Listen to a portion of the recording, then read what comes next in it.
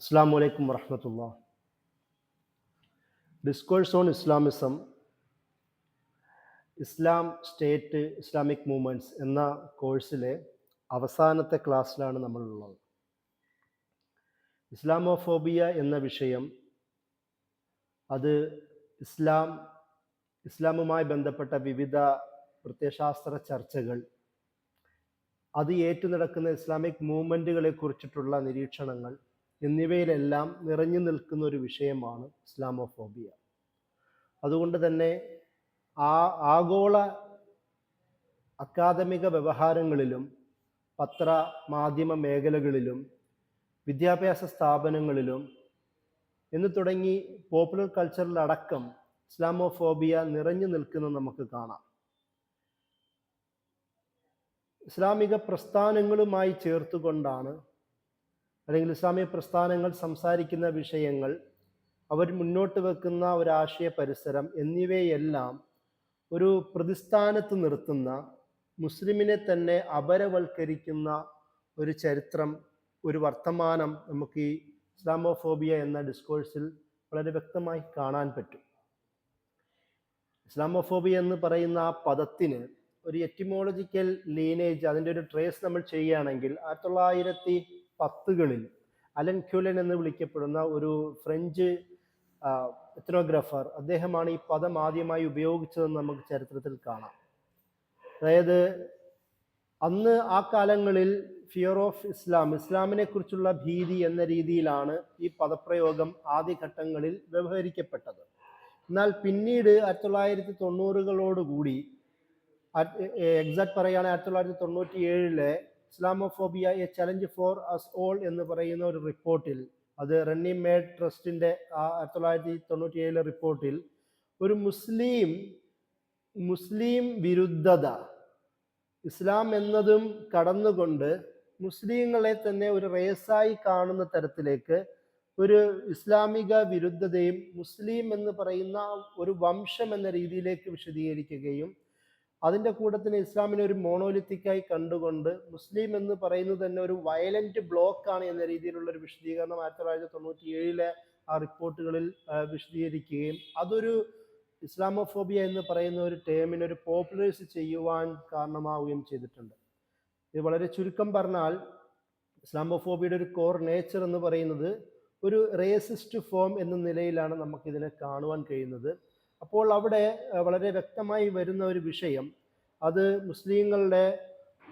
മുസ്ലിം ഒരു ജിയോഗ്രഫിക്കൽ പൊസിഷനിൽ നിർത്തിക്കൊണ്ടിട്ടുള്ള ചർച്ചകളായിരുന്നു ഇസ്ലാമോഫോബിയ എന്ന് പറയുന്ന ചർച്ചയിൽ കൂടുതൽ വിശാലമായി വന്നത്.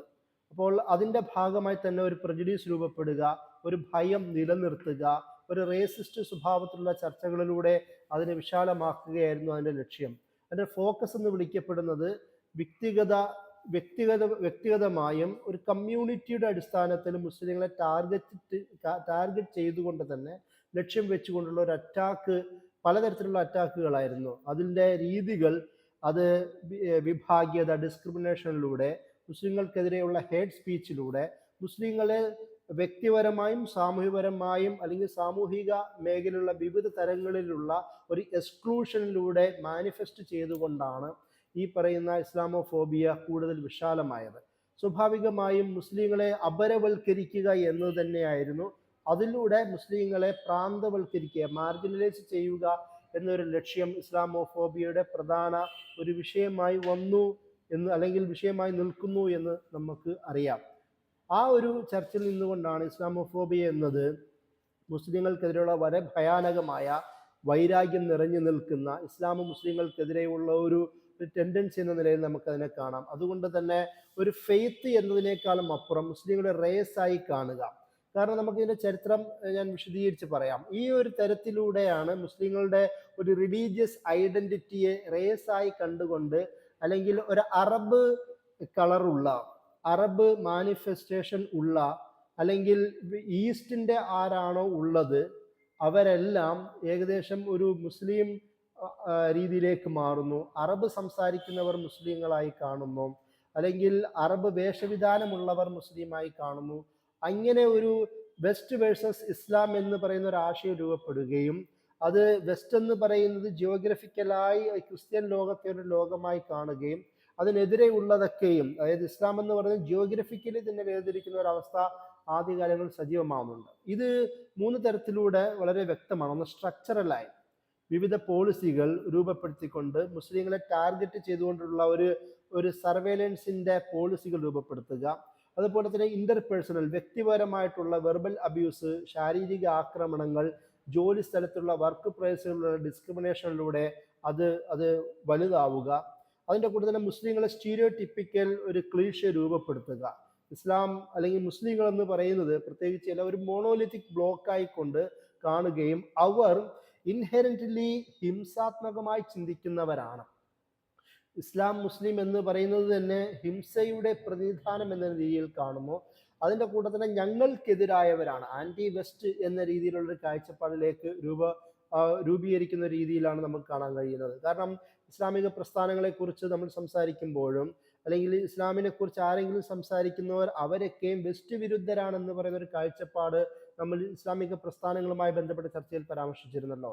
ആ തരത്തിൽ എല്ലാം തങ്ങൾക്കെതിരെ സംസാരിക്കുന്നവരാണ് എന്നൊരു കാഴ്ചപ്പാട് പോലും ഇസ്ലാമിസം എന്ന് പറയുന്ന ആ ഒരു പദത്തിൽ ചരിത്രപരമായി രൂപപ്പെട്ടിട്ടുണ്ട്. അത് ഇപ്പോൾ ഇന്ത്യയോ അല്ലെങ്കിൽ ഈസ്റ്റേൺ ഭാഗത്തെ ആൾക്കാരാണെങ്കിൽ പോലും മുസ്ലിങ്ങൾ അത് ഇൻ്റഗ്രേറ്റ് ചെയ്യപ്പെടാൻ കഴിയാത്തവരാണ്. എത്രത്തോളം എന്നാൽ ലോറൻസ് ഗോട്ടിയറിൻ്റെ ബെറ്റ്വീൻ നാഷൻ ആൻഡ് കമ്മ്യൂണിറ്റി എന്ന് പറയുന്ന രചനയുണ്ട്. ജാമിയ മില്ലിയ ഇസ്ലാമിയനെയും അലിഗഡിനെ കുറിച്ചിട്ടുള്ള ഒരു പഠനമാണത്. ആ പഠനത്തിൽ അവർ ആദ്യമേ തന്നെ ഒരു പേപ്പർ മുന്നിൽ വെച്ചുകൊണ്ടാണ്, ജ്ഞാനേന്ദ്രയുടെ ഒരു പേപ്പർ മുന്നോട്ട് വെച്ചുകൊണ്ടാണ് അവർ സംസാരിക്കുന്നത്. An Indian can be a Muslim എന്ന് പറയുന്ന ഒരു ചോദ്യം ആദ്യം തന്നെ വരുന്നു. ഒരു മുസ്ലിമിന്, a Muslim can be an Indian, ഒരു മുസ്ലിമിന് ഇന്ത്യൻ ആവാൻ കഴിയുമെന്നുള്ളതാണ്. ഒരു മുസ്ലിം ഇന്ത്യൻ ആവണമെങ്കിൽ അയാൾക്ക് തൻ്റെ പത്രിക മുഴുവൻ ഡോക്യുമെന്റും കാണിച്ചുകൊണ്ട് ഇന്ത്യൻ ആണെന്ന് സമർത്ഥിക്കേണ്ടി വരുന്നു. എന്നാൽ മുസ്ലിം അല്ലാത്ത, പ്രത്യേകിച്ച് ഹിന്ദു ആയ ഒരാൾക്ക് ഇന്ത്യൻ ആണെന്ന് സമർത്ഥിക്കേണ്ടി വരുന്നില്ല. ആ മുസ്ലിങ്ങളോട് ചോദ്യം ചെയ്യുന്നത് നീ മുസ്ലിം ആണോ ഇന്ത്യൻ ആണോ ആദ്യം എന്ന രീതിയിലുള്ള ചോദ്യങ്ങൾ നേരിടുന്നത് ഈ തരത്തിലാണ്. അപ്പോൾ ഇങ്ങനെ, അതായത് ഇന്ത്യൻ ഏഷ്യൻ ഭാഗങ്ങളിൽ അതത് നാടുകളിൽ ഞങ്ങൾ നാട്ടുകാരാണ്, മതത്തെക്കാളും അപ്പുറം എന്ന രീതിയിൽ വിശദീകരിക്കേണ്ടി വരിക, അല്ലെങ്കിൽ വെസ്റ്റിന് ആന്റി വെസ്റ്റ് ആണ് മുസ്ലിങ്ങൾ എന്ന് വിശദീകരിക്കേണ്ടി വരിക, ഇൻ്റഗ്രേറ്റ് ചെയ്യാൻ പറ്റാത്തൊരു കമ്മ്യൂണിറ്റിയാണ് ഇവരെന്നുള്ള ചിത്രീകരണം രൂപപ്പെടുത്തുക. ഇതൊക്കെ ഇതിൻ്റെ ഒരു ഭാഗമായി നമുക്ക് ഒരു സ്റ്റീരിയോടിപ്പിക്കൽ ചർച്ചകളുടെ ഭാഗമായി മനസ്സിലാക്കാൻ കഴിയുന്ന വസ്തുതയാണ്. ഇസ്ലാമോഫോബിയുടെ ഒരു ചരിത്രം നമുക്ക് കാണാം. അത് ഇസ്ലാം രൂപപ്പെടുന്ന കാലഘട്ടം മുതൽ തന്നെ ഇസ്ലാം വിരുദ്ധതകളുണ്ട്. എന്നാൽ ഒരു റേസിസ്റ്റ് ഒരു സ്വഭാവത്തിലേക്ക് മുസ്ലിങ്ങളെ പദാവലികൾ ഉപയോഗിച്ചുകൊണ്ട്, അവരുടെ റേസിന്റെ പദം ഉപയോഗിച്ചുകൊണ്ട് ഇത് മുസ്ലിങ്ങളാണെന്ന തരത്തിലുള്ള ഒരു വിശദീകരണം വരുന്നത് ഒരു 11 നൂറ്റാണ്ടുകളുടെ ഒരു മധ്യകാലഘട്ടത്തിലാണ്. പ്രത്യേകിച്ച് ക്രുസേഡ് യുദ്ധം നടക്കുന്ന ഒരു പശ്ചാത്തലം. ആ സമയത്തൊക്കെയും ഇസ്ലാമിനെ ബാർബറിക്കായും മുസ്ലിങ്ങളെ ബാർബറിക്കായും ഡിമണിക്കായും വിശദീകരിക്കുക, ഒരു സ്ട്രക്ചറൽ ഡിസ്ട്രോഷൻ വരുത്തുവാൻ വെസ്റ്റേൺ തോട്ടുകളിൽ മുസ്ലിം നാടുകളെ കുറിച്ചിട്ടുള്ള ഒരു കാഴ്ചപ്പാട് രൂപപ്പെടുത്തുക എന്നൊക്കെ നമുക്ക് ഈ ഒരു മധ്യകാലഘട്ടത്തിലെ 11 മുതൽ 15 നൂറ്റാണ്ട് വരെയുള്ള കാലങ്ങളിൽ നമുക്ക് കാണാം. ക്രുസേഡ് യുദ്ധം ഇതിന് പ്രധാനപ്പെട്ട ഒരു കാരണമായിരുന്നു. കാരണം കുരിശ് യുദ്ധത്തിന്റെ ഒരു പശ്ചാത്തലം യൂറോപ്യൻ നൈറ്റ്സിന്റെ അല്ലെങ്കിൽ കുരിശ് യുദ്ധക്കാരുടെ ഒരു ഫോർമേഷൻ ഉണ്ടാവുക, അവര് അപ്പുറത്ത് നിർത്തിക്കൊണ്ട് അതർ എന്ന രീതിയിൽ മുസ്ലിങ്ങളെ ചിത്രീകരിക്കുക, അതിൻ്റെ കൂടെ തന്നെ ദൈവ ശത്രു, എനിമി ഓഫ് ഗോഡ് എന്ന തരത്തിലേക്ക് വിശദീകരിക്കുന്ന ഒരു റേസായി, ഒരു ഏലിയൻ റേസ് ആയിട്ട് ചിത്രീകരിക്കുന്ന തരത്തിലുള്ള കാഴ്ചപ്പാടുകളും ഈ കുരിശുയുദ്ധ പശ്ചാത്തലത്തിൽ ഉണ്ടാവുന്നുണ്ട്. നമ്മൾ ഓറിയന്റലിസത്തിന്റെ ഒരു ഫോർമേഷനുമായി ബന്ധപ്പെട്ട ചർച്ചകളും ഇത് കാണാം. കാരണം കുരിശുയുദ്ധ പശ്ചാത്തലത്തിൽ തന്നെ ഒരു ഓറിയന്റൽ സ്റ്റഡികൾ രൂപപ്പെടുന്നുണ്ട്. അവരും ഈ തരത്തിലുള്ള കാഴ്ചപ്പാടുകൾ നിലനിർത്തുന്നത് നമുക്ക് കാണാം. അതിൻ്റെ കൂടെ തന്നെ ഈ റീകോൺക്വിസ്റ്റ, സ്പാനിഷ് ഇൻക്വിസിഷനും സ്പെയിനിൽ നടന്ന റീകോൺക്വിസ്റ്റയും, സ്പെയിനിലെ ക്രിസ്ത്യൻ ഭരണാധികാരികളുടെ സ്പെയിൻ തിരിച്ചു പിടിക്കുന്നതിൻ്റെ 15-ാം നൂറ്റാണ്ടിൻ്റെ ചരിത്രമുണ്ടല്ലോ. 1492 സ്പെയിനിൻ്റെ തകർച്ച ഉണ്ടാവുന്നത്. മുസ്ലിം പതനമുണ്ടാവുകയും അവിടെ ഇസബെല്ലയും ഫെർഡിനാൻഡിൻ്റെയും ഒരു ഒരുമിക്കലോടുകൂടി, പൊളിറ്റിക്കൽ മാരിറ്റൽ അലയൻസിലോടുകൂടി അവർ വീണ്ടും സ്പെയിൻ പിടിച്ചെടുക്കാൻ കഴിയുന്ന ഒരു കാലഘട്ടം ഉണ്ടാവുന്നുണ്ട്. ആ ഒരു കാലഘട്ടത്തിൽ യഹൂദന്മാർക്കൊപ്പം മുസ്ലിങ്ങളെയും ടാർഗറ്റ് ചെയ്തുകൊണ്ട് അവർക്കെതിരെ ശക്തമായി അറ്റാക്ക് നടത്തുന്ന ഒരു കാലഘട്ടമുണ്ട്. നമ്മൾ ആലോചിച്ച് നോക്കുക, അല്ലെങ്കിൽ ആ പോർച്ചുഗലിൽ നിന്നാണ് വാസ്കോഡി ഗാമ 1498 ഇവിടെ കോഴിക്കോട് കാപ്പാട് എത്തുന്നതും. അദ്ദേഹം വരുന്നതും അതേ ഇസ്ലാമോഫോബിയ മനസ്സിൽ വെച്ചുകൊണ്ട് തന്നെയാണ്. അദ്ദേഹം വരുന്ന ആദ്യത്തെ പണി ചെയ്യുന്നത് പോലും ഹാജിമാരുടെ കപ്പലുകൾ കത്തി നശിപ്പിക്കുകയും കൂട്ടക്കൊല ചെയ്യുകയും ചെയ്യുകയായിരുന്നുവെന്ന് തുഹഫത്തുൽ മുജാഹിദീനിൽ സൈനുദ്ദീൻ മഖ്ദൂം രണ്ടാമൻ വിശദീകരിച്ച് പറയുന്നത് നമുക്ക് കാണാം. അപ്പോൾ അതുമായി ബന്ധപ്പെട്ട ഒരു ചരിത്രം പോലും അങ്ങ് കേരളത്തിൽ നടക്കുന്ന ഒരു മുസ്ലിം വിരുദ്ധ ഒരു കൂട്ടക്കൊലയിൽ ആ ഒരു ഇസ്ലാം ഭീതി നിറഞ്ഞു നിൽക്കുന്ന ഒരു പശ്ചാത്തലവും കൂടി ഉണ്ടായിരുന്നു എന്ന് നമുക്ക് ഇത് ചേർത്ത് വെക്കുമ്പോൾ വായിക്കാൻ കഴിയും. അതുപോലെ തന്നെ ഉസ്മാനികൾ ഒരു വില്ലനായി വരുന്ന ഒരു കാലഘട്ടമുണ്ട്. അത് കോൺസ്റ്റാന്റിനോപ്പിൾ 1453 കോൺസ്റ്റാന്റിനോപ്പിൾ പിടിച്ചടക്കൽ, അതിനുശേഷം ഉണ്ടാവുന്ന ഉസ്മാനികളുടെ ഒരു സൈനിക പര്യടനങ്ങളുടെ കാലഘട്ടം. അതൊരു രാജകുടുംബമാണ്, അവരുടെ രാജകുടുംബത്തിന് ഇസ്ലാം ഉപയോഗിച്ചു എന്നതൊക്കെ വേറെ ചരിത്രമാണെങ്കിൽ പോലും ആ ഉസ്മാനികളെ അന്നത്തെ ഉസ്മാനി എന്നുള്ള പദത്തിനേക്കാളും അപ്പുറം യൂറോപ്യൻ ഭാഷകളിൽ ലിറ്ററേച്ചറിൽ തുർക്ക് എന്നുള്ള പദമാണ് മുസ്ലിങ്ങൾക്ക് ബദലായി ഉപയോഗിച്ചിരുന്നത്. തുർക്കിലർ ഗലിയോർ എന്നാണ് പറയുക. തുർക്ക്സ് ആർ കമ്മിങ്. തുർക്ക് എന്ന് പറയുന്നത് മുസ്ലിം എന്ന രീതിയിലായിരുന്നു. നിങ്ങൾ ആലോചിച്ച് നോക്കേണ്ടത് സുൽത്താൻ മുഹമ്മദ് ഫാത്തിഹിന്റെ കാലത്ത് തന്നെയാണ് വ്ലാഡ് ട്രാക്കുൾ, നമ്മൾ ഇന്ന് ട്രാക്കുള എന്ന് വിളിക്കപ്പെടുന്ന അതിഭീകരനായ ഒരു ട്രാക്കുള, നമുക്ക് അറിയാമല്ലോ, രക്തരക്ഷസായി തന്നെ ജീവിച്ച ഒരു മിത്തിക്കൽ കഥാപാത്രമാണല്ലോ. അദ്ദേഹം ഒറിജിനൽ മനുഷ്യനായിരുന്നു. വ്ലാഡ് ട്രാക്കുൾ എന്ന് പറയുന്നത് വലാച്ചിയ ഭാഗത്തെ ഒരു പ്രിൻസ് ആയിരുന്നു. ഈ സുൽത്താൻ മുഹമ്മദ് ഫാത്തിഹിന്റെ പിതാവ് മുറാദ് ആ ചെറുപ്പത്തിൽ അവരെ പിടിച്ചുകൊണ്ടുവരികയും കൊട്ടാരത്തിൽ അവർ വളരുകയും ചെയ്യുന്നു. എന്നാൽ ട്രാക്കുൾ അദ്ദേഹത്തിന്റെ വികാരം ഒളിപ്പിച്ചു വെക്കുകയും വളരുകയും പിന്നെ തിരിച്ച് റെബല്യൻ ഉണ്ടാക്കുകയും അധികാരം പിടിച്ചെടുക്കുകയും ചെയ്യുകയും പിന്നെ സുൽത്താൻ മുഹമ്മദ് ഫാത്തിഹുമായി യുദ്ധം ഉണ്ടാവുകയും പരാജയപ്പെടുകയും പിന്നീട് കൊലയപ്പെടുകയും ചെയ്യുന്ന ഒരാളാണ് വ്ലാഡ് ട്രാക്കുൾ എന്ന് വിളിക്കപ്പെടുന്ന ട്രാക്കുള. പിന്നീട് ഇന്ന് ആ ട്രാക്കുളയുടെ ചരിത്രം പറഞ്ഞുകൊണ്ട് തന്നെ ഉസ്മാനികളെ, പ്രത്യേകിച്ച് മുസ്ലിങ്ങളെ വില്ലനൈസ് ചെയ്യുന്ന സിനിമകൾ പോലും 2010 ശേഷം നമ്മൾ ഹോളിവുഡ് ലോകത്ത് തന്നെ ഉണ്ടാവുന്നതായി കാണാം. അപ്പൊ ആ ഒരു തരത്തിൽ, അതായത് ഉസ്മാനികളെ വില്ലനൈസ് ചെയ്യുക, അതിലൂടെ ഇസ്ലാമിനെ ഒരു പ്രതിസ്ഥാനത്ത് നിർത്തുന്ന ഒരു തരത്തിലേക്കും ഈ ചരിത്രപരമായി നമുക്ക് കാണാം. പിന്നീട് 18-19 നൂറ്റാണ്ടുകളിലെ ലോകത്ത് വിവിധ ഭാഗത്തുകളുണ്ടായ കൊളോണിയലിസവും അതിലൂടെ ശക്തമായ ഓറിയന്റൽ സ്റ്റഡീസും എല്ലാം ഈ ഒരു ഇസ്ലാമോഫോബിയ ചരിത്രത്തെ ശക്തമായി ഉപയോഗിച്ചുകൊണ്ട് അതിനെ ഒരു ഡിസ്റ്റോർട്ട് ചെയ്യുന്ന തരത്തിലേക്കുള്ള വായനകൾ ഉണ്ടാവുന്നുണ്ട്. എഡ്വേർഡ് സെയ്ദിനെ കുറിച്ച് നമ്മൾ വിശദമായി സംസാരിക്കുന്നുണ്ട്. എഡ്വേർഡ് സെയ്ദ് തന്നെയും അന്നത്തെ ഈ വെസ്റ്റേൺ ഇന്റലക്ച്വലുകളുടെ ഇസ്ലാമിക ലോകത്തെക്കുറിച്ചുള്ള കാഴ്ചപ്പാടുകളെക്കുറിച്ച് ഓറിയന്റലിസം എന്ന് പറയുന്ന രചനയിൽ അദ്ദേഹം പരാമർശിക്കുന്നുണ്ട്. മുസ്ലിം ലോകം എന്ന് പറയുന്നത് വളരെ സ്റ്റേറ്റിക്കായ, പ്രിമിറ്റീവായ, എക്സോട്ടിക്കായ, അതുപോലെ തന്നെ പ്രോഗ്രസീവായ, റാഷണലായ വെസ്റ്റിനെതിരെയുള്ള ഒരു എക്സോട്ടിക്കും പ്രിമിറ്റീവുമായ ഒരു സമൂഹം, ഒരു ഭൂസമൂഹം എന്ന നിലയിൽ വെസ്റ്റേൺ ഇന്റലക്ച്വലുകൾ മുസ്ലിം പ്രദേശത്തെയും സ്കോളേഴ്സിനെയും ജനങ്ങളെയും കണ്ടു എന്ന തരത്തിലേക്ക് അദ്ദേഹം വിശദീകരിക്കുന്നത് കാണാം. അതിൻ്റെ കൂടെ തന്നെ സയന്റിഫിക് റേസിസം എന്ന് പറയുന്ന മറ്റൊരു ടെൻഡൻസി ഈ ഒരു കാലഘട്ടത്തിൽ, ആധുനികതയുടെ കാലഘട്ടത്തിൽ ശക്തമാവുന്നുണ്ട്. അതായത് മുസ്ലിങ്ങൾ എന്ന് പറയുന്നത് ഒരു ആന്റി മുസ്ലിം സെന്റിമെന്റ് അങ്ങനെയും കൂടെ രൂപപ്പെടുന്നുണ്ട്. അങ്ങനെ അവർ പറയുന്നത് യൂറോപ്യൻ സിവിലൈസേഷൻ എന്ന് പറയുന്നത് ടോപ്പ് ഹയറാർക്കി വരുന്ന ഒരു വലിയൊരു ആശയമായി മുന്നിൽ വെക്കുകയും ഒരിക്കലും ഇസ്ലാമിക് കൾച്ചറോ മുസ്ലിങ്ങളോ അല്ലെങ്കിൽ ഇസ്ലാമിന്റെ ആശയങ്ങളോ ഒരിക്കലും ഈ യൂറോപ്യൻ നവോത്ഥാനം, യൂറോപ്യൻ നാഗരികതയുമായി ചേർത്ത് വെക്കാൻ കഴിയാത്ത ഒരു തരത്തിലുള്ള ഒരു പൊസിഷനാണ് ഉള്ളത് എന്ന് പറയുന്ന ഒരു ഇൻഫീരിയോറിറ്റി കോംപ്ലക്സ് മുസ്ലിങ്ങൾക്കെതിരെ അല്ലെങ്കിൽ ഒരു സുപ്രീമസിസ്റ്റ് നിലപാട് അവർ കീപ്പ് ചെയ്തെന്ന് നമുക്ക് കാണാം. അതിനുശേഷം മോഡേൺ കാലഘട്ടത്തിലേക്ക് വരുന്നു. ആ മോഡേൺ കാലഘട്ടത്തിലേക്ക് വരുമ്പോഴാണ് ഞാൻ നേരത്തെ പറഞ്ഞ 1990-കളിലാണ് ഇസ്ലാമോഫോബിയ എന്ന് പറയുന്ന പദം കൂടുതൽ ശക്തമായി കൈകാര്യം ചെയ്യപ്പെടുന്ന, വ്യവഹരിക്കപ്പെടുന്ന ഒരു കാലഘട്ടം ഉണ്ടാവുന്നത്. അതിൻ്റെ മറ്റൊരു വളർച്ച ഉണ്ടാകുന്നത് 9/11 1990-കളുടെ ഒരു പശ്ചാത്തലം, പിന്നീട് 2000-കളിൽ ഉണ്ടാവുന്നു, 9/11 സംഭവിക്കുന്നു. അതോടുകൂടി ഒരു വലിയ ഒഴുക്ക് ഈ ഒരു വിഷയത്തിൽ, ഇസ്ലാമോഫോബിക്കായ വലിയൊരു ഒഴുക്ക് ഈ ലോകത്ത് സംഭവിക്കുന്നത് നമുക്ക് കാണാം. ഇവിടെ നമ്മൾ പരാമർശിക്കേണ്ട ചില ആൾക്കാരാണ് സാമുവൽ പി ഹണ്ടിങ്ടന്റെ ക്ലാഷ് ഓഫ് സിവിലൈസേഷൻ. ഈ 90-കളിലാണ് അദ്ദേഹം അത് എഴുതുന്നത്. അമേരിക്കൻ സുപ്രീമസിയെ മുന്നിൽ വെച്ചുകൊണ്ട് യൂറോപ്യൻ അല്ലെങ്കിൽ വെസ്റ്റേൺ സിവിലൈസേഷൻ എന്ന് പറയുന്നത് ഇസ്ലാമിക നാഗരികമായിട്ടുള്ള സംഘടനമാണെന്ന് പറയുന്ന ഒരു കാഴ്ചപ്പാട് രൂപപ്പെടുത്തുക. ഫ്രാൻസിസ് ഫുക്കിയാമയുടെ എൻഡ് ഓഫ് ഹിസ്റ്ററി എന്ന് പറഞ്ഞുകൊണ്ട് അമേരിക്കൻ മുതലാളിത്തത്തിന് ഉയർച്ചയും ബാക്കിയെല്ലാം തകരുന്നു എന്ന് പറയുന്ന കാഴ്ചപ്പാട് നിലനിർത്തുക. അതിന് മുമ്പ് യു എസ് എസ് ആറിനെ റെഡ് എന്നത് ത്രെട്ടായി കണ്ടിരുന്ന ഒരു കാലഘട്ടത്തിൽ നിന്ന് 90-കൾ USSR തകരുന്നതോടുകൂടി പിന്നീട് ഗ്രീൻ, പച്ച എന്നത്, അതായത് ഇസ്ലാമിക ലോകത്തെ ചിത്രീകരിക്കാൻ ഗ്രീൻ എന്നത് എനിമിയായി ചിത്രീകരിക്കുന്ന ഈ സാമുവൽ പി ഹണ്ടിങ്ങിന്റെ രചനകൾ ശക്തമാവുക. അതിനോടൊക്കെ അനുബന്ധിച്ചാണ് പിന്നീട് 9/11 ഒക്കെയും ഉണ്ടാവുകയും പിന്നീട് വാർ ഓൺ ടെറർ എന്ന് പറയുന്ന എഡ്വേർഡ് ബെർണാഡ് ലൂയിസിന്റെ ആശയത്തിന്റെ അടിസ്ഥാനത്തിൽ ഇറാഖ് അടക്കമുള്ള മുസ്ലിം നാടുകളിലേക്ക് വാർ ഓൺ ടെറർ എന്ന ആശയത്തിൽ ഡെമോക്രറ്റൈസേഷൻ പ്രോസസ്സ് നടപ്പിലാക്കുക എന്ന പേരിൽ അറ്റാക്കുകൾ സംഘടിപ്പിക്കുന്ന ആ ഒരു തരത്തിൽ മുസ്ലിങ്ങൾ എന്ന് പറയുന്നത് ഒരിക്കലും നാഗരികതയുമായും നവോത്ഥാനവുമായും സ്വാതന്ത്ര്യവുമായും സ്വതന്ത്ര ചിന്തയുമായും ഒരു തരത്തിലും കമ്പാറ്റബിൾ അല്ലാത്ത ഒരു കാഴ്ചപ്പാട് രൂപപ്പെടുത്തിക്കൊണ്ട് അറ്റാക്ക് ചെയ്യുന്ന ഒരു രീതികൾ അവിടെ ഉണ്ടായി.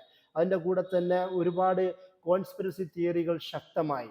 അതിന് അവർ പറഞ്ഞു വെച്ചത് ഒന്ന് യൂറോപ്യ ആയിരുന്നു. യൂറോപ്യ എന്ന് പറയുന്ന ഒരു പദം തന്നെ ഉണ്ടാവുന്നത് തുർക്കി മോഡേണൈസ് ചെയ്യുവാനുള്ള പ്രധാനപ്പെട്ട കാരണം, അതായത് ഖിലാഫത്തിന്റെ സ്ഥാനമായിരുന്ന തുർക്കി അതിനെ മാറ്റി യൂറോപ്പനൈസ് ചെയ്യുവാനുള്ള ഒരു ആശയം കമാൽ പാഷ മുന്നോട്ട് വെച്ചത് യൂറോപ്പിന്റെ മെമ്പറായി തീരുക എന്ന ആഗ്രഹത്താലായിരുന്നു.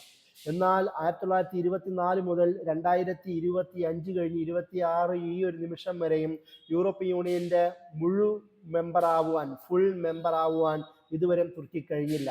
അതിന് പ്രധാനമായും വെസ്റ്റിലുള്ള പല നേതാക്കന്മാരും മുന്നോട്ട് വെച്ച ആശയം ഈ യൂറോപ്യ ആയിരുന്നു.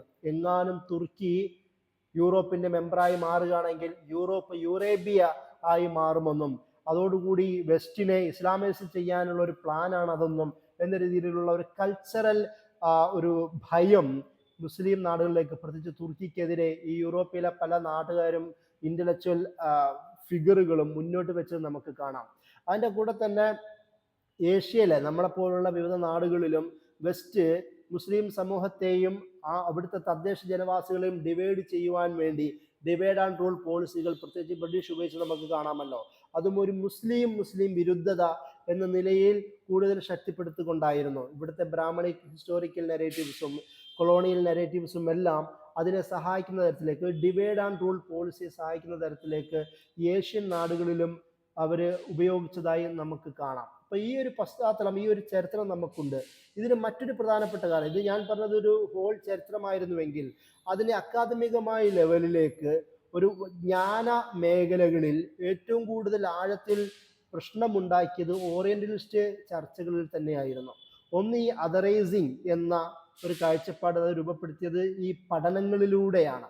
അതായത് ഓറിയന്റൽ ഈസ്റ്റിന്റെ കിഴക്കിന്റെ ആൾക്കാരെല്ലാം ഒരു തരത്തിൽ അത് ഇറാഷണൽ ആണെന്നും പിന്നാക്കം ബാക്ക്വേർഡ് ആണെന്നും വളരെ എക്സോട്ടിക് ആയ ഒരു പ്രദേശമാണെന്നും എന്ന രീതിയിൽ ചിത്രീകരിച്ചു. അതിൻ്റെ കൂടെ തന്നെ വെസ്റ്റിനെ വളരെ യുക്തിഭദ്രമായ, വളരെ പുരോഗമനപരമായ, വളരെ നാഗരികമായ ഒരു പ്രദേശം എന്നും വെസ്റ്റിനെ ചിത്രീകരിച്ചു. എഡ്വേർഡ് സയ്യിദ് അദ്ദേഹത്തിന്റെ ഓറിയന്റലിസം എന്ന രചനയിൽ ഇത് വളരെ വ്യക്തമായി പറയുന്നുണ്ട്. അപ്പൊ ഈ ഒരു തരത്തിൽ ഈ ഒരു വേർതിരിവിൽ പോലും ഒരു ജിയോഗ്രഫിക്കൽ ഡിഫറൻസ് ആണ്, ഒരു ഡിസ്റ്റിങ്ഷൻ ആണ് നമുക്കിവിടെ കാണുവാൻ കഴിയുന്നത്. അതിൻ്റെ കൂടെ തന്നെ ഓറിയന്റലിസ്റ്റ് സ്കോളേഴ്സ് മുന്നോട്ട് വെച്ച മറ്റൊരു ആശയം നോളജിനെ പവറായി ചിത്രീകരിച്ചു. നോളജ് എന്ന് പറയുന്നത് വെസ്റ്റിന്റെ കയ്യിലാണ്, നോളജ് ചിന്ത വെസ്റ്റിന്റെ കയ്യിലാണ്, സയൻസ് വെസ്റ്റിന്റെ കയ്യിലാണ്, ഇൻഡസ്ട്രിയൽ റെവല്യൂഷൻ വെസ്റ്റിന്റെ കയ്യിലാണ്, എൻലൈറ്റ്മെന്റും റിനൈൻസും വെസ്റ്റിന്റെ കയ്യിലാണ്. ആ തരത്തിലേക്കുള്ള ഒരു പവറിനെ, നോളജിനെ പവറായി ചിത്രീകരിക്കുകയും എന്നിട്ട് അതല്ലാത്ത പ്രത്യേകിച്ച് മുസ്ലിം സമൂഹത്തെ സ്റ്റക്ക് ഇൻ ദ പാസ്റ്റ്, ചരിത്രത്തിൽ തങ്ങിപ്പോയ ഒരു സമൂഹമായും, അതുപോലെ തന്നെ ഇവരെ നന്നാക്കേണ്ടത്, അവരെ ശുദ്ധീകരിക്കേണ്ടത് വെസ്റ്റേൺ ശക്തികളുടെ ഒരു മോറൽ ഡ്യൂട്ടിയായും ചിത്രീകരിക്കുന്ന തരത്തിലുള്ള പഠനങ്ങൾ ഉണ്ടാവുന്നു. അതാണ് പിന്നീട് ഈ ഭാഗങ്ങളിലേക്ക് കൊളോണിയലിസം വ്യാപിക്കാനുള്ള ഒരു അക്കാദമികമായിട്ടുള്ള ഫ്രെയിംവർക്ക് ഒരുക്കി കൊടുക്കലായിരുന്നു ഓറിയന്റൽ സ്റ്റഡീസിന്റെയും പ്രധാന ഡ്യൂട്ടി എന്ന് നമുക്ക് ചരിത്രം നോക്കുമ്പോൾ കാണാൻ കഴിയും. ഇതിന്റെ ഭാഗമായി ഈ ഓറിയന്റൽ പഠനങ്ങളിൽ മുസ്ലിം സമൂഹത്തെ, പ്രത്യേകിച്ച് ഈസ്റ്റിനെ തന്നെ, അവിടുത്തെ ഡൈവേഴ്സ് കൾച്ചർ ഉണ്ടാവാം, ഭാഷകൾ ഉണ്ടാവാം, വിവിധ സെക്റ്റുകൾ ഉണ്ടാവാം, എന്നാൽ ഇതിനെ ഒന്നും പരിഗണിക്കാതെ ഒരു സിംഗിളായ, ഒരിക്കലും മാറ്റമില്ലാത്ത ഒരൊറ്റ ബ്ലോക്ക് എന്ന രീതിയിൽ മോണോലിത്തിക് വ്യൂ ആണ് ഓറിയന്റലിസ്റ്റ് സ്റ്റഡികൾ മുന്നോട്ട് വെച്ചത്. നമുക്കറിയാമല്ലോ, അവിടെ വിവിധ ജനങ്ങളുണ്ട്, വിവിധ ട്രൈബുകളുണ്ട്, നാടോടികളുണ്ട്, അതായത് നാഗരികമായ ഭാഗങ്ങളുമുണ്ട്, ഉൾഭാഗങ്ങളിലെ ഗ്രാമങ്ങളുമുണ്ട്, വില്ലേജിന്റെ ജീവിത രീതികളുണ്ട്, മെട്രോപൊളിറ്റൻ ജീവിത രീതികളുണ്ട്. ഇവിടെയൊക്കെ വിവിധ രീതിയിലുള്ള ആശയ ജീവിത ശൈലികളുണ്ട്. ഇതൊന്നും പരിഗണിക്കാതെ ആ പ്രദേശത്തെ മുസ്ലിങ്ങളെ കണ്ടുകൊണ്ട് ഇതാണ് ഇസ്ലാം എന്ന് പറയുന്ന ഒരു മോണോലിത്തിക് വ്യൂ പോയിന്റ് രൂപീകരിക്കാൻ അവർക്ക് കഴിഞ്ഞു.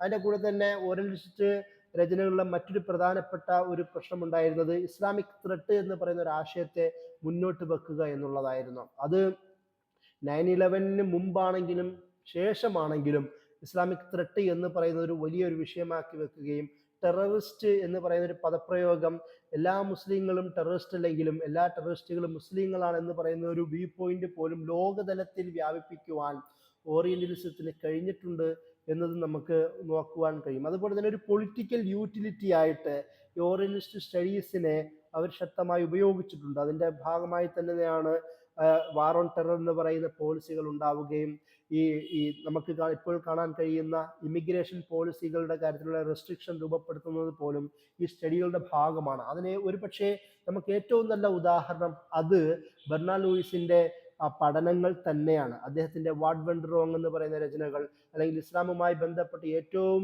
കൂടുതൽ അദ്ദേഹത്തിന്റെ രചനകൾ തന്നെയാണ് ഉള്ളത്. ഫോർമോസ്റ്റ് ഇസ്ലാമിക് സ്കോളർ എന്ന് തന്നെയായിരുന്നല്ലോ ബെർണാഡ് ലൂയിസിനെ വിളിച്ചിരുന്നത്. അദ്ദേഹത്തിന്റെ ആ രചനകളെ മുഴുവനും ഈ സയോണിസ്റ്റ് പ്രോപ്പഗണ്ടയ്ക്ക് ഉപയോഗിക്കുന്ന തരത്തിലേക്ക് അത് ഉപയോഗിക്കപ്പെട്ടു.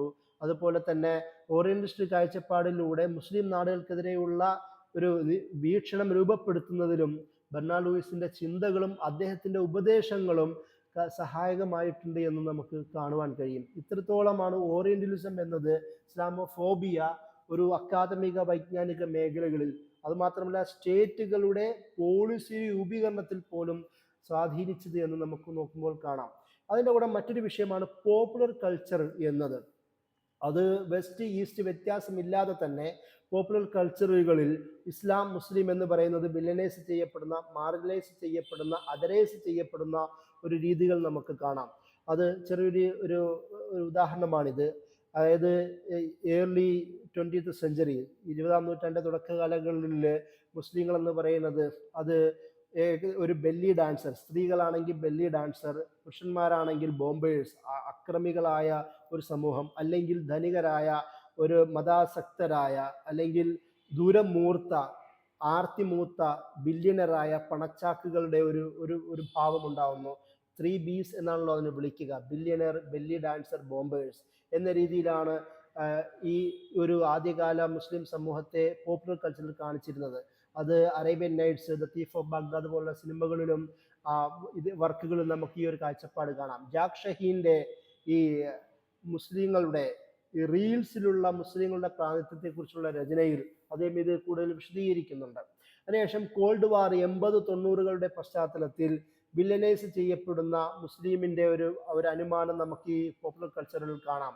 അത് ഓയിലിന്റെ ഏതൊരു ഹോളിവുഡ് സിനിമ നോക്കിയാലും ഷെയ്ഖിന്റെ രീതി കാണാം. ഷെയ്ഖ് ഒന്നുകിൽ വിമനൈസറായ ഒരു ഷെയ്ഖാണ്, അതിൻ്റെ കൂടെ തന്നെ തീവ്രവാദത്തെ സഹായിക്കുന്ന ഷെയ്ഖാണ്, അല്ലെങ്കിൽ ദുരമൂത്ത ഒരു ഷെയ്ഖ് എന്ന നിലയിലാണ് അറബ് മുസ്ലിങ്ങളെ ചിത്രീകരിച്ചിരുന്നത്, അല്ലെങ്കിൽ ടെററിസ്റ്റ് എന്ന നിലയിലാണ്. അത് ഈ ആർണോൾഡ് ഷ്വാസ്നഗർ അഭിനയിച്ച ട്രൂ ലൈസ് പോലുള്ള സിനിമകൾ നമുക്ക് അത് വളരെ വ്യക്തമായി തന്നെ ചിത്രീകരിക്കുന്നത് കാണാം.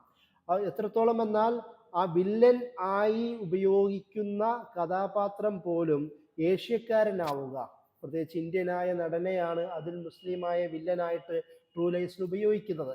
അത്രത്തോളം, അതായത് ഒരു വെസ്റ്റിന് ഒരിക്കലും വെസ്റ്റായ വെള്ളക്കാരനായ ഒരാൾക്ക് വെസ്റ്റിന്റെ അല്ലെങ്കിൽ ഒരു തീവ്രതയുടെ ആളാവാൻ കഴിയില്ല. അവന് ഈസ്റ്റിന്റെ ഫേഷ്യൽ കോംപ്ലക്സ് തന്നെ ഉണ്ടാവണം എന്ന തരത്തിലുള്ള കാഴ്ചപ്പാട് പോലും പോപ്പുലർ കൾച്ചറിൽ രൂപപ്പെടുത്തുകയുണ്ടായി. പിന്നെ 9/11 ശേഷം ഒരു സ്ലീപ്പർ സെല്ലുകൾ പോലെ മുസ്ലിം സമൂഹം എന്ന് പറയുന്നത് ഒരു തീവ്രവാദത്തിന് പൊട്ടൻഷ്യൽ ആയ ഒരു സമൂഹം എന്ന നിലയിൽ എപ്പോഴും റാഡിക്കലൈസ് ചെയ്യാൻ കഴിയുന്ന, ഇനി ചെയ്യാൻ സാധ്യതയുള്ളൊരു സമൂഹം എന്ന നിലയിൽ, അല്ലെങ്കിൽ സ്ത്രീകളെ കുറിച്ചാണെങ്കിൽ ആണിന് സബ്സർവിയന്റ് ആയ ഒരു എൻറ്റിറ്റി എന്ന നിലയിൽ സ്ത്രീകളെ ചിത്രീകരിക്കുക, അതും ഈ സീജ്, ഹോംലാൻഡ് പോലുള്ള സിനിമകളിലെല്ലാം ആ തരത്തിലുള്ള ഈ റെപ്രസെൻറ്റേഷൻ നമുക്ക് കാണാം. പിന്നീട് 2020-കൾക്ക് ശേഷം ഒരുപാട് ഒരു മുസ്ലിങ്ങളെ ഉൾക്കൊള്ളാനുള്ള ശ്രമങ്ങൾ ഈ ഈ പോപ്പുലർ കൾച്ചറിൽ ഉണ്ടെങ്കിൽ പോലും അത് കൺഫ്യൂസ്ഡ് ആയ ഒരു വെസ്റ്റേൺ മുസ്ലിം എന്ന രീതിയിലേക്ക്, അല്ലെങ്കിൽ വെസ്റ്റിൻ്റെ നിയമങ്ങളെ, പ്രത്യേകിച്ച് ഞാൻ വെസ്റ്റേൺ ഉദ്ദേശിക്കുന്നത് ഈ പറയുന്ന ഹോളിവുഡ് സിനിമകളിലൂടെയാണല്ലോ ലോകം മുഴുവനും കൂടുതൽ ഈ തരത്തിലുള്ള ചർച്ചകൾ വ്യാപിക്കുന്നത്. അവിടെ വെസ്റ്റിൻ്റെ നിയമങ്ങൾ അംഗീകരിക്കുന്ന ഒരു ലാ അബൈഡിങ് പാട്രിയറ്റ് എന്ന് പറയുന്ന ചിത്രങ്ങൾ ഉണ്ടാവുക. നമ്മുടെ ഈ കേരളത്തിലാണെങ്കിലും ഇന്ത്യയിലാണെങ്കിൽ പോലും ആ രീതിയിലുണ്ട്. ദേശീയ മുസ്ലിം ആവുക, nationalist Muslim and Muslim nationalist എന്ന് പറയുന്ന ഒരു ഉമർ ഖാലിദിൻ്റെ, മൗദൂദി സാഹിബിൻ്റെ ചിന്തകളെക്കുറിച്ചുള്ള രചനകളുണ്ട്. അതിൽ ഈ ഒരു വിഷയം ചർച്ച ചെയ്യുന്നത് കാണാൻ കഴിയും. അതായത് നാഷണലിസ്റ്റ് മുസ്ലിം ആവുക, ദേശീയതയെ ഏറ്റുവാങ്ങുന്ന ഒരു മുസ്ലിം, ആ ഒരു അത് അതായത് ഇന്ത്യൻ ആണോ ഫസ്റ്റ്, മുസ്ലിം ആണോ ഫസ്റ്റ് എന്ന രീതിയിലുള്ള ചർച്ചകൾ ഉണ്ടാവുക. ഞാനൊരു ഇന്ത്യൻ മുസ്ലിമാണെന്ന് പറയാൻ അഭിമാനത്തോടെ പറയുന്ന കഥാപാത്രങ്ങൾ ഉണ്ടാക്കുക. അതിൻ്റെ കൂടെ തന്നെ സിനിമയിൽ വേറെ ചില ഈ ഉദാഹരണങ്ങളിലൂടെ ഇന്ന് വിദ്യാഭ്യാസമുള്ള ചെറുപ്പക്കാർക്കിടയിലാണ് കൂടുതൽ തീവ്രത രൂപപ്പെടുന്നത് എന്ന രീതിയിലുള്ള കമൻറ്റുകളിലൂടെ, ഡയലോഗുകളിലൂടെ ആ തരത്തിലുള്ള ഒരു ഇമാജിനേഷൻ രൂപപ്പെടുത്തുക. ഇതൊക്കെ നമുക്ക് ഈ ലോകത്ത് കാണാം. അതുകൊണ്ട് തന്നെയാണ് ഗുഡ് മുസ്ലിം, ബാഡ് മുസ്ലിം എന്ന് പറയുന്ന ഒരു ബൈനറി ഒരു വളരെ ഇമ്പോർട്ടൻ്റ് ആയി മാറുന്നത്. മഹ്മൂദ് മംദാനി വളരെ അറിയപ്പെട്ട സ്കോളറാണല്ലോ, അതായത് സുഹ്റാൻ മംദാനിയുടെ പിതാവാണല്ലോ അദ്ദേഹത്തിൻ്റെ വളരെ ഫേമസ് ആയ ഗുഡ് മുസ്ലിം ബാഡ് മുസ്ലിം എന്ന് പറയുന്ന രചനയിൽ അദ്ദേഹം അത് വിശദീകരിക്കുന്നുണ്ട്. ബാഡ് മുസ്ലിം ആരാണ്? ഫനാറ്റിക്കായ, ആൻറ്റി വെസ്റ്റായ, വയലൻ്റായ ഒരാളാണ് ബാഡ് മുസ്ലിം. ഗുഡ് മുസ്ലിം ആരാണ്? വളരെ വെസ്റ്റിനെ അനുകൂലിക്കുന്ന, വെസ്റ്റേൺ ചിന്താധാരയുള്ള, ജീവിത രീതിയുള്ള, അല്ലെങ്കിൽ ഇങ്ങനെയുള്ള ഭരണകൂടങ്ങൾക്ക് ഇൻഫോർമൻ്റായി ജീവിക്കാൻ കഴിയുന്ന, അവർക്ക് ലോയാലിറ്റി ഉറക്കെ പ്രഖ്യാപിച്ചവർ, വ്യക്തി ജീവിതത്തിൽ നിന്ന് മുസ്ലിം എക്സ്പീരിയൻസ് ഒക്കെ മാറ്റിക്കൊണ്ട് ഒരു വെസ്റ്റേൺ വാല്യൂ, അല്ലെങ്കിൽ ഏത് ദേശീയതയാണോ ഏറ്റെടുക്കുന്നത്, ഏത് നാടിൻ്റെ കഷ്ടമാണോ ഏറ്റെടുക്കുന്നത് അത് കാണിക്കുകയും മുസ്ലിംനെസ്സിനോട് താല്പര്യമില്ലാതാവുകയും ചെയ്യുക. മുസ്ലിം വിഷയങ്ങളോടും ശരീഅത്തിനോടും ഫണ്ടമെൻ്റലുകളോടും ഒരു സ്കെപ്റ്റിക്കൽ ആവുന്ന ഒരു കഥാപാത്രമാവുക, അതിനെ ഗുഡ് മുസ്ലിം ആവുകയും, എന്നാൽ ഇസ്ലാമിൻ്റെ ഫണ്ടമെൻ്റൽ അനുസരിച്ച് ജീവിക്കാനും അതനുസരിച്ച് പ്രവർത്തിക്കാനും അതിനെ പ്രബോധനം ചെയ്യാൻ ശ്രമിക്കുന്നവർ അത് ഫനാറ്റിക്കായി ചിത്രീകരിക്കുക, അവരെയൊക്കെയും സാമൂഹിക ദ്രോഹികളായി, അതേത് നാട്ടിലാണെങ്കിലും അങ്ങനെ ചിത്രീകരിക്കാൻ ശ്രമിക്കുക, വയലൻസ് ഇവരുടെ ഉള്ളിൽ ഇൻബിൽറ്റ് ആണെന്ന് പറയുന്ന ഒരു കാഴ്ചപ്പാട് രൂപപ്പെടുത്തുക.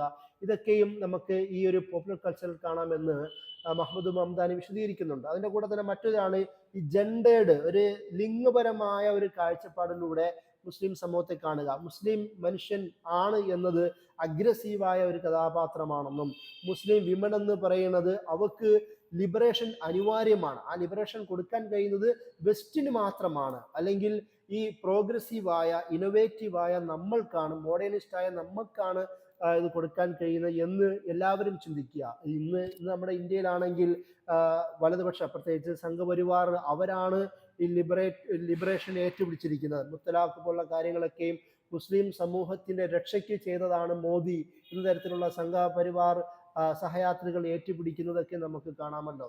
അല്ലെങ്കിൽ ഈ തരത്തിലുള്ള നിയമങ്ങളെല്ലാം നല്ലതാണെന്ന് പറയുന്ന ഇടതുപക്ഷ വ്യാഖ്യാനങ്ങൾ പോലും നമുക്ക് ഈ ഒരു വിഷയത്തിൽ കാണാൻ കഴിയും. അതായത് സംഘപരിവാർ കൊണ്ടുവന്ന പല രീതികളും മുസ്ലിം സമൂഹത്തിനെ ടാർഗറ്റ് ചെയ്തതായി ആണെങ്കിൽ പോലും അത് നല്ലതാണെന്ന് കരുതുന്ന ഇടതുപക്ഷ ലോകത്തെ സഹയാത്രികൾ പോലും ഉള്ളത് ഈ തരത്തിലുള്ള ഒരു ജെൻഡേർഡ് ലെൻസിലൂടെ മുസ്ലിം സമൂഹത്തെ കാണുന്നതിൻ്റെ ഒരു ഉദാഹരണം കൂടിയിട്ടാണ്.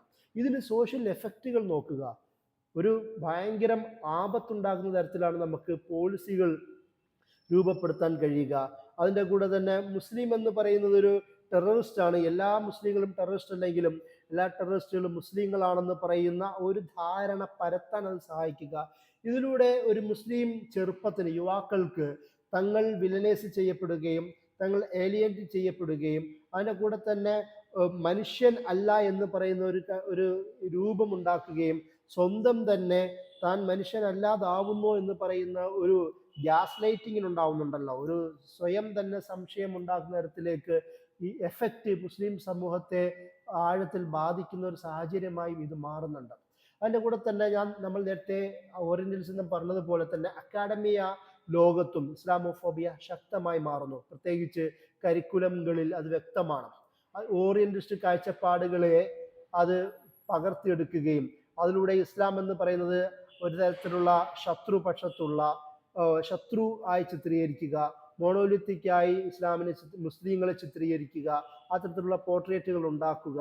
അതിൻ്റെ കൂടെ തന്നെ മുസ്ലിം ചരിത്രം അത് എത്രത്തോളം എന്താണെങ്കിൽ പോലും മുസ്ലിം ചരിത്രത്തെ ചരിത്ര രചനയിൽ നിന്ന് മാറ്റുക, പേരുകൾ മാറ്റുക, ആ തരത്തിലുള്ള കരിക്കുലം തയ്യാറാക്കുന്നത് നമുക്ക് കാണാം.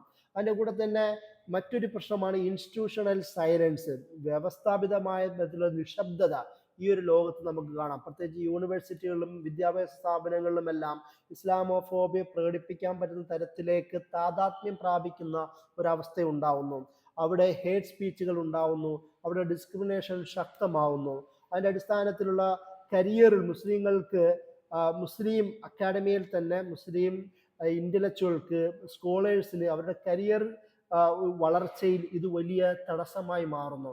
അതായത് മുസ്ലിങ്ങൾ എന്നത് ആ ഒരു വിദ്യാഭ്യാസ സംരംഭങ്ങളിൽ ഫിറ്റ് അല്ലാത്ത, ഒരു കൾച്ചറൽ ഫിറ്റ് ആവാത്തവരാണ് എന്ന തരത്തിലുള്ള കാഴ്ചപ്പാടുണ്ടാവുന്നു. ആ തരത്തിൽ ഇവരുടെ പഠനങ്ങളെല്ലാം അത് തങ്ങൾക്ക് ചേരാത്തവരാണെന്ന് പറയുന്ന ഒരു കാഴ്ചപ്പാട്. ഈ അടുത്താണല്ലോ ജാമ്യ മില്ലയിൽ ഒരു ക്വസ്റ്റ്യൻ പേപ്പറിൽ മുസ്ലിങ്ങൾ നേരിടുന്ന ഇസ്ലാമോഫോബിയെ കുറിച്ചുള്ള ചോദ്യം ഉൾപ്പെടുത്തിയതിന് ജാമ്യ മില്ലിയ സ്വാതന്ത്ര്യ സമരത്തിൽ ബ്രിട്ടീഷുകാർക്കെതിരെ ശക്തമായ നിലകൊണ്ട ഒരു എഡ്യൂക്കേഷണൽ മൂവ്മെന്റ് ആണല്ലോ ജാമ്യ മില്ലിയ. കൊളോണിയൽ കാഴ്ചപ്പാടിനെതിരെ രൂപീകരിച്ച ജാമ്യ മില്ലിയയിൽ ഇന്ന് സംഘപരിവാറിന്റെ പിടിമുറുക്കുന്നതിന്റെ ഭാഗമാണല്ലോ അവിടെ ഇന്ത്യയിൽ നടക്കുന്ന മുസ്ലിം വിരുദ്ധതയ്ക്കെതിരെ ചോദ്യം ഉൾപ്പെടുത്തിയതിന് അദ്ദേഹത്തെ സസ്പെൻഡ് ചെയ്യുന്ന സംഭവം പോലും ഉണ്ടാവുന്നത്. ഈ തരത്തിൽ കരിയർ കാര്യത്തിൽ വളരെ സംശയാസ്പദമായ ഒരു സാഹചര്യം ഉണ്ടാവുന്നു. ഇതെല്ലാം മുസ്ലിങ്ങൾക്കിടയിൽ ഒരു ബിലോങ്ങിങ്, അവരുടെ ഒരു ഇടപെടൽ, അവരുടെ ഒരു സാന്നിധ്യത്തെ തന്നെ ഇല്ലാതാക്കി കളയുന്നു. അവര് ഒരു അദൃശ്യരായി മാറുന്നു. എല്ലാ അഡ്മിനിസ്ട്രേഷനിലും അവര് അവഗണിക്കപ്പെടുന്ന ഒരു സാഹചര്യം ഉണ്ടാവുന്നു. സ്ത്രീകളാവട്ടെ ഹിജാബ്, നിഖാബ് എന്ത് തന്നെ ആവട്ടെ, അവർ റിലീജിയസ് അറ്റയർ വസ്ത്രം ധരിക്കുന്നതിന്റെ പേരിൽ ധാരാളം ഡിസ്ക്രിമിനേഷൻ നേരിടുന്നു. നമുക്കറിയാം ഹൈദരാബാദ് അടക്കമുള്ള ആ സംഭവങ്ങളിൽ ഇങ്ങനെ പർദ്ദ ധരിച്ചത് കൊണ്ട് എക്സാമിൽ നിന്ന് അവഗണിക്കപ്പെടുന്ന, നമ്മുടെ കേരളത്തിൽ പോലും പല സംഭവങ്ങളും ഈ നിഖാബുമായി ബന്ധപ്പെട്ട വിഷയങ്ങൾ ഉണ്ടാവുന്ന പോലും നമുക്കറിയാം. നിരന്തരം ഫിസിക്കൽ ഹരാസ്മെന്റ് ക്യാമ്പസുകൾ നേരിടുന്ന ഒരു സാഹചര്യത്തിലേക്ക് വരുന്നു. അതിൻ്റെ കൂടെ തന്നെ വെസ്റ്റിലാണെങ്കിലും ഇന്ത്യയിലാണെങ്കിൽ പോലും എപ്പോഴും മുസ്ലിം എന്ന് പറയുന്നത് സർവൈലൻറ്റിന്റെ കീഴിൽ ജീവിക്കേണ്ടവരാണ് എന്ന് പറയുന്ന ഒരു കാഴ്ചപ്പാടും ഇതിന്റെ ഭാഗമായിട്ടുണ്ടാവുന്നു. ഇതിന്റെ ഭാഗമായി മറ്റൊരു ഭാഗമാണ് മീഡിയയിലെ ഇസ്ലാമോഫോബിയയുടെ ഒരു ചർച്ച. അത് ആണെങ്കിൽ മീഡിയയിൽ ആണെപ്പോഴും ഒരു ഒപ്രസറിന്റെ രീതിയായി മാറുന്നു. റാഡിക്കൽ ഇൻസർജന്റ് എന്ന് പറയുന്ന ഒരു സ്ഥാനമാണ് പുരുഷന് ലഭിക്കുക. എപ്പോഴും വയലന്റും മിസോജിനിയും സ്ത്രീവിരുദ്ധതയും കാത്തു സൂക്ഷിക്കുന്ന ഒരാൾ എന്ന രീതിയിൽ ആണിന് കിട്ടുന്നു. പാസീവ് വിക്ടിം എന്നതാണല്ലോ സ്ത്രീകൾക്ക് മീഡിയയിൽ മുസ്ലിം സ്ത്രീകളെ ചിത്രീകരിക്കുന്ന രീതിയും. അതുകൊണ്ട് തന്നെ അവർക്കെതിരെയുള്ള നിയമങ്ങൾ, അവരുടെ വസ്ത്രവുമെല്ലാം അതൊരുത്തരുള്ള ഒപ്രസഷന്റെ അടയാളമായി ചിത്രീകരിക്കുകയും മുസ്ലിം സ്ത്രീകളുടെ ഒരു പേഴ്സണൽ ചോയ്സിനെ പോലും അവഗണിക്കാതിരിക്കുകയും അവരുടെ ഏജൻസിയെ അംഗീകരിക്കാതിരിക്കുകയും ചെയ്യുന്ന ഒരു സാധനം മീഡിയയിൽ നമുക്ക് കാണാം. അതിൻ്റെ കൂടെ തന്നെ ഒരു കൾച്ചർ എന്ന നിലയിൽ അതൊരു ബാക്ക്വേർഡ് ആണെന്നും ഒരു പ്രോഗ്രസീവ് അല്ല എന്നും മോഡേൺ അല്ല എന്നും അത് വെസ്റ്റിന്റെ കാഴ്ചപ്പാടിൽ ആന്റി വെസ്റ്റ് ആണെന്നും ഇന്ത്യൻ ദേശീയതയുടെ കാര്യത്തിൽ ഇന്ത്യൻ ദേശീയതയ്ക്കൊട്ടും ചേരാത്തതാണെന്നും എന്ന രീതിയിലുള്ള ഒരു കാഴ്ചപ്പാട് രൂപപ്പെടുത്തുന്നു. അത് നമുക്ക് ക്ലാഷ് ഓഫ് സിവിലൈസേഷൻ എന്ന് പറയുന്ന സാമുവൽ പി ഹണ്ടിങ്ടന്റെ ചർച്ചകൾ അത് കൂടുതൽ വ്യക്തമാക്കി തരുന്ന കാര്യമാണ്. അതിൻ്റെ കൂടെ തന്നെ മുസ്ലിങ്ങൾക്ക് പുരോഗമന ചിന്ത സ്വീകരിക്കാൻ പറ്റാത്ത, ഡെമോക്രാറ്റിക് വാല്യൂസിനെ ഉൾക്കൊള്ളാൻ പറ്റാത്ത, ഒരു തരത്തിലുള്ള പ്രോഗ്രസ് കാഴ്ചപ്പാടിനെയും സമർപ്പിക്കാൻ പറ്റാത്തൊരു വിഭാഗമാണ് എന്ന രീതിയിലും മീഡിയയിൽ ആ തരത്തിലുള്ള ഇമേജുകൾ രൂപപ്പെടുന്നത് നമുക്ക് കാണാം. അതിൻ്റെ കൂടെ തന്നെ മുസ്ലിങ്ങൾ എന്ന് പറയുന്നത് എപ്പോഴും നെഗറ്റിവിറ്റി പ്രൊഡക്റ്റ് ചെയ്യുന്ന മോണോലിത്തിക്കായ ഒരു സമൂഹം എന്ന നിലയിലും അതുപോലെ തന്നെ ഒരു അപമാനീകരണം, ഒരു മനുഷ്യനല്ലാത്ത തരത്തിൽ ഡീമനൈസ് ചെയ്യുന്ന ഒരു സാഹചര്യം ഉണ്ടാവുന്നു. മീഡിയയിൽ ഒരു കണ്ണിൽ കണ്ണു വരയ്ക്കുന്ന ചെറിയ താടിയുള്ള തൊപ്പിയിട്ടവനായ ഒരാളായി മുസ്ലിം മാറുന്നു. അതുപോലെ തന്നെ നമുക്കറിയാം കേരളത്തിൽ തന്നെ പല ഭാഗങ്ങളിലും ഏതെങ്കിലും മുസ്ലിം പേരുള്ള ഒരു ചെറുപ്പക്കാരൻ്റെ ഏതെങ്കിലും കുറ്റകൃത്യമുണ്ടെങ്കിൽ അത് ഇസ്ലാമിലേക്ക് ചേരുകയും അതല്ലാത്തവർക്ക് സ്വതന്ത്രമായി ചിന്തിക്കുന്ന ഒരു സാഹചര്യം ഉണ്ടാവുന്നത് നമുക്ക് കാണാം. കാരണം മുസ്ലിങ്ങൾക്ക് അവർ അധിക ഭാരമാണ്. കുറ്റം ചെയ്താൽ അത് ഇസ്ലാമിൻ്റെ പേരിൽ ആരോപിക്കപ്പെടുന്ന ഒരു സാഹചര്യത്തിലേക്കും ഈ രീതി മാറുന്നത് നാം കാണാം. ഈ ഒരു പശ്ചാത്തലത്തിലാണ് ഇസ്ലാമിക് മൂവ്മെൻറ്റുകളെ കുറിച്ചിട്ടുള്ള ഇവരുടെ കാഴ്ചപ്പാടുകളും സജീവമാവുന്നത്. അതും കൂടി പറഞ്ഞുകൊണ്ട് നമ്മുടെ വർത്തമാനം അവസാനിപ്പിക്കാം. ഇസ്ലാമിക് മൂവ്മെൻ്റ് എന്ന് പറയുന്നത് അവരൊരു മോണോലിത്തിക്കായ എല്ലാവർക്കും ഒരേ ഒരു അജണ്ട മുന്നിൽ വെക്കുന്നവരാണ്. ഇസ്ലാമിക് മൂവ്മെൻ്റ് എന്ന് പറയുന്ന ഒരു ഇസ്ലാമോഫോബിയ ഇസ്ലാമിക് സംഘടനകളെ കുറിച്ചിട്ടുണ്ട്. വളരെ വൈവിധ്യം നിറഞ്ഞ വ്യത്യസ്തമായ കാഴ്ചപ്പാടുകളുള്ള സ്ട്രാറ്റജികളും പോളിസികളും ഫ്രെയിംവർക്കുകളും അതുപോലെ തന്നെ എയിമും വിഷനും ഉള്ള വ്യത്യസ്ത എൻറ്റിറ്റികൾ തന്നെയാണ് ഓരോ ഇസ്ലാമിക സംഘടനകളും. എന്നാലും ഇതിനെയെല്ലാം ഒരൊറ്റ ഫോമിലേക്ക് ഉൾപ്പെടുത്തിക്കൊണ്ട് ഇസ്ലാമിസം എന്നുള്ള പദം ഉപയോഗിച്ചുകൊണ്ട് അതൊക്കെയും ഇസ്ലാമിനോടുള്ള വൈരാഗ്യം മുസ്ലിം സമൂഹത്തിൻ്റെ മേലിൽ അത് പതിച്ചു നൽകുകയും എല്ലാവരും കണക്കാണ് എന്ന് പറയുന്ന തരത്തിലേക്കുള്ള ഒരു കാഴ്ചപ്പാട് ഈ ഇസ്ലാമിക സംഘടനകളുടെ വിഷയത്തിൽ ഇസ്ലാമോഫോബിയ ജനറേറ്റ് ചെയ്യുന്നത് നമുക്ക് കാണാം. അതിൻ്റെ കൂടെ തന്നെ ഏതു തരത്തിലുള്ള ഇസ്ലാമിക് ആക്ടിവിസം ആണെങ്കിലും അത് ഒരു ടെററിസത്തെ വളർത്തുവാനുള്ളതാണ്. ഇപ്പോൾ നമുക്കറിയാമല്ലോ കേരളത്തിൽ നടക്കുന്ന ചർച്ചകൾ, മാറാട് കലാപം പോലും നമ്മുടെ മുമ്പിൽ അറിയാം. അന്ന് ഒരു തരത്തിലും ബന്ധമില്ലാത്ത ജമാഅത്ത് ഇസ്ലാമി എന്ന് പറയുന്ന സംഘടനയെ മാറാട് കലാപത്തിനോട് ചേർത്ത് പിടിച്ചുകൊണ്ട് കേരളത്തിലെ ഒരുപാട് ഈ സംഘപരിവാർ വിരുദ്ധ പോരാട്ടങ്ങൾക്കൊക്കെയും ശക്തമായ ചരിത്ര പാരമ്പര്യമുള്ള CPIM-ന്റെ പ്രധാന നേതാക്കന്മാർ തന്നെ ജമാഅത്ത് ഇസ്ലാമിയെ, ഒരു തരത്തിൽ ബന്ധമില്ലാത്ത ജമാഅത്ത് ഇസ്ലാമിയെ മാറാട് കലാപവുമായും, അത് പ്രത്യേകിച്ച് വ്യക്തിവൈരാഗ്യങ്ങളിലൂടെ വളർന്നു വന്ന് വിശാലമായ, അതേസമയം തന്നെ പാർട്ടിക്കാർ തന്നെ പ്രധാന കാരണക്കാരായ കുറ്റവാളികളായ ആ കലാപത്തിലേക്ക് അറിഞ്ഞുകൊണ്ട് തന്നെ ഒരു സംഘടനയെ ചേർത്ത് വെക്കുക, അതാണല്ലോ ഇപ്പോൾ നടക്കുന്നത്. അതുപോലെ തന്നെ ഈ കേരളത്തിലെ ഏത് സംഘടനകളാണ് വലതുപക്ഷ ഇടതുപക്ഷ വിഭാഗക്കാരുടെ ബുദ്ധിജീവി നേതാക്കന്മാരിൽ നിന്ന് രക്ഷപ്പെട്ടിട്ടുള്ളത്? എല്ലാ മുസ്ലിം സംഘടനകളും ഏതെങ്കിലും തരത്തിൽ അറ്റാക്ക് ചെയ്യപ്പെടുന്ന നമുക്ക് പല ഘട്ടങ്ങളിലൂടെ കാണാം. അപ്പോൾ ആ തരത്തിൽ എല്ലാ ആക്ടിവിസവും ഉള്ളിൻ്റെ ഉള്ളിൽ തീവ്രവാദത്തിന് കോപ്പ് കൂട്ടുന്നവരാണ് എന്ന രീതിയിലേക്ക് കാണുന്നു. പക്ഷേ മുസ്ലിം സമൂഹം സംഘടനകൾ ചാരിറ്റിയിലും എഡ്യൂക്കേഷനിലും അവരുടെ തന്നെ വിവിധ രാഷ്ട്രീയ പ്രസ്ഥാനങ്ങളിൽ ഇടപെടുന്നവരാണ്. എത്രത്തോളം എന്നാൽ സെക്കുലറിസത്തിൻ്റെ കൂടുതൽ സംരക്ഷിക്കാനുള്ള ഭാരം ഇസ്ലാമിക സംഘടനകൾ ഏറ്റെടുക്കുന്ന ഒരു അവസ്ഥയിൽ പോലും നമുക്ക് കാണാം. കാരണം അതുകൊണ്ട് തന്നെ ഒരു മുസ്ലിം സംഘടനകളും ഏതെങ്കിലും തരത്തിൽ വൈരാഗ്യം നിറഞ്ഞ, വർഗീയത നിറഞ്ഞ ഒരു വർത്തമാനം പറയുന്ന ഒരു കാര്യം പോലും നമുക്ക് കാണാൻ കഴിയില്ല. ആരെങ്കിലും എന്ന് പറഞ്ഞാൽ അപ്പോൾ തന്നെ ഇടതുപക്ഷ പാർട്ടികൾ തന്നെ അവരുടെ സ്ഥാപനങ്ങൾ അടിച്ചു പൊട്ടിക്കുന്ന ഒരു സാഹചര്യം കാണാം. എന്നാൽ അതേസമയം ഏതെങ്കിലും വർഗീയവാദി സംഘപരിവാർ ശക്തികൾ ആരെങ്കിലും ഇസ്ലാമിനെ കുറിച്ച് പറഞ്ഞാൽ അപ്പോൾ ക്ഷമ പാലിക്കുന്ന ഇടതുപക്ഷത്തെയും നമുക്ക് കാണാം. അപ്പോൾ അതിൽ നിന്ന് വളരെ വ്യക്തമായ ഒരു കാര്യമാണ് ഇസ്ലാമിക് മൂവ്മെന്റ് എന്ന് പറയുന്നത് ഈ വെസ്റ്റേൺ വാല്യൂസിനെ എതിർക്കുന്നതായി ഓറിയന്റലിസ്റ്റ് വെസ്റ്റേൺ കാഴ്ചപ്പാടുകളുണ്ട്. ദേശീയതയെ അംഗീകരിക്കാത്തവരാണ്. സ്വതന്ത്രമായൊരു കാഴ്ചപ്പാട് സമർപ്പിക്കാൻ അവർക്ക് കഴിയില്ല.